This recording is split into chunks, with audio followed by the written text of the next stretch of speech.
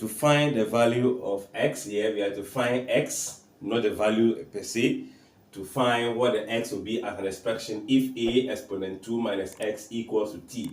This is an exponential equation which can be translated into an indices, as if directly from exponential equation to indices, to logarithm, or we just take logarithm of both sides.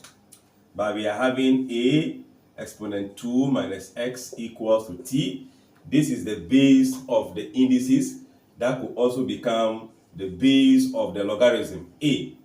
Then this will be the argument equals to 2 minus x. This is just translating from indices to logarithm. But we could also take logarithm of both sides. You see, both sides to the base of a. So if we take log of here to base a, you'll be having this. If we take log of a to the base a, this becomes exponent to multiply. So a log of a base a give you 1, which give you the result of this. Alright, we are looking for this. So what do? We bring in this and send this one there. We are looking for x. So if I translate this x from here as transpose, the negative will become x positive. I am having the 2 already there. So minus the log of t base a.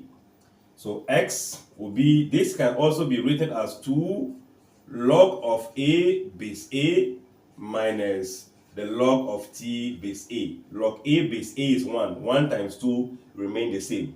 So now I can bring this as a multiplier to become an exponent.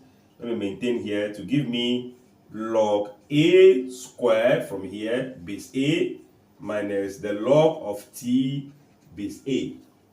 Logarithm of the same base, performing subtraction. It is just the division of the argument. So this could be your x equals to the log of the a squared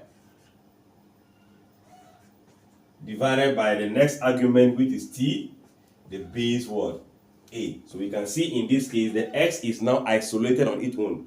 X is alone. So this is finding x. X is now on the left. If we know what the a and the t are, the value of x will be known. Thanks for watching. Like, share, comment, and subscribe.